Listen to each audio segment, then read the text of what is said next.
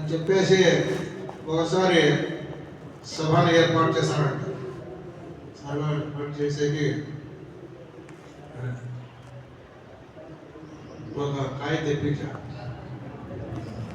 ఆ వజ్రం కథ ఒకటి ఉంది, ఇంకోటి ఇది ఏమిటో నేను బుక్లో చూసి ఇట్లా దోసకాయల మధ్య ఒక కాయ తినిపించి పోషించి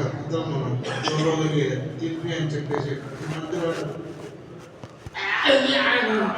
ఒక ఇంత చేదంటే చేదులో చేదు ఎవరు దిగలే.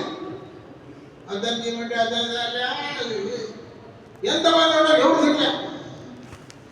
అయాస్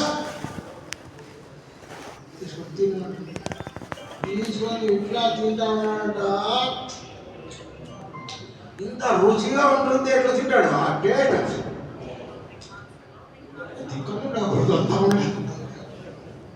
ఎట్లా తింటా ఉంటాడు.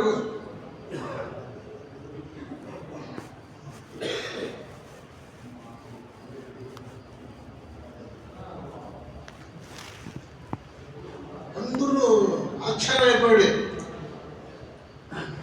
రాజు కూడా చెప్పినట్ట, ఇంత రుచిగా తింటా ఉండాలి, నేను చేదు కనబడలేదా, ఇంత రుచిగా తింటాను. రాజు అడిగితే చెప్పినట్టు, ప్రజా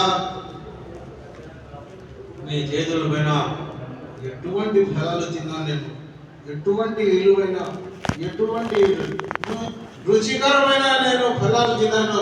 ఒక్కసారి ఒక చేదు ఫలం తింటే నేను దాని గురించి ఈదుకుంటే నేను ఏమన్నా మనిషి అవుతానా? నేను ఒక్కసారి తిన్నానా? నేను ఎన్నిసార్లు నీ చేతులు